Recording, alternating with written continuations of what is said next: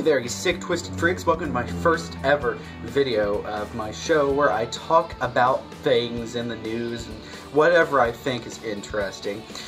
So, this is it. So, over this week, this one guy in One Direction, Zayn, whatever the crap his last name is, however it's pronounced or anything, I feel like I just spat everywhere. Whatever his name is, I don't even really care enough. Apparently he left the band, and apparently now girls are like cutting themselves and everything, and they want him to go back into the band. Well, here's the thing. If you're so stupid to be able to cut yourself because of something like that, first of all, he doesn't even know you exist, most likely. Second of all, why would you cut yourself when there are better ways to get rid of pain and agony in your life? Like, I don't know, drawing, or I don't know, listening to music, or I don't know, walking puppies, I don't know, playing with puppies. You're like, well, you don't understand the pain that we are going through right now as Directioners. Well, the thing is, what it comes down to is all bands are businesses. They're businesses. What you think about that?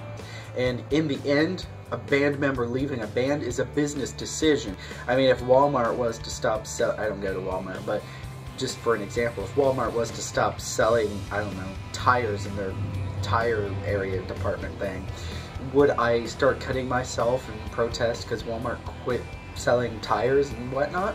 No, I wouldn't. Oh my gosh, Pepsi, just quit making Pepsi. I gotta cut myself. And speaking of Pepsi, there was a 102-year-old lady who drinks 2 Pepsis a day, which to me, it makes me think, well, they've always told us that that kind of stuff is unhealthy. You should stay away from that stuff. It's bad, it's bad. But I feel like that the more that I get older, the more I hear about stories that there's like people who are elderly, or people living a long time who live really unhealthy lifestyles, and it's like, wait, maybe this makes us think, what if all the stuff we know about health is a bunch of crap? Because it seems like the more that we know about healthiness and how to stay healthy, the less fit we actually are, and the more fat we are as a country. And I don't really care. I mean, whatever, who cares? I mean, Mexico beat us out, who cares? But it's not like it's a competition or anything. But if it was, then Mexico has won. This week, Senator Ted Cruz said that he was going to join in the presidential race, although Jeb Bush does seem like a likely candidate to get the nomination for the GOP. And if you don't know, Jeb Bush is actually George W. Bush's brother and George Bush Sr.'s son. So that would be the third president who is part of the Bush family in the White House. And me personally, I do like Jeb Bush, but now there's Ted Cruz, and I'm like, Ted Cruz seems like a very good president. I mean, he gets up and he talks about these different issues and stuff, and he doesn't have notes and stuff, like pre-written notes. And I think that it would be really interesting and refreshing if we had a president that would just get up and talk about things from his heart, and not in between the people who are hired to write what he's supposedly thinking down on paper so that he can rephrase it in front of a bunch of people. And also, there's a stupid liberal, progressive, whatever you want to call it, somewhere on the annoying side, that doesn't really understand things right. And apparently, they took a poll, I don't even know who they are, who cares?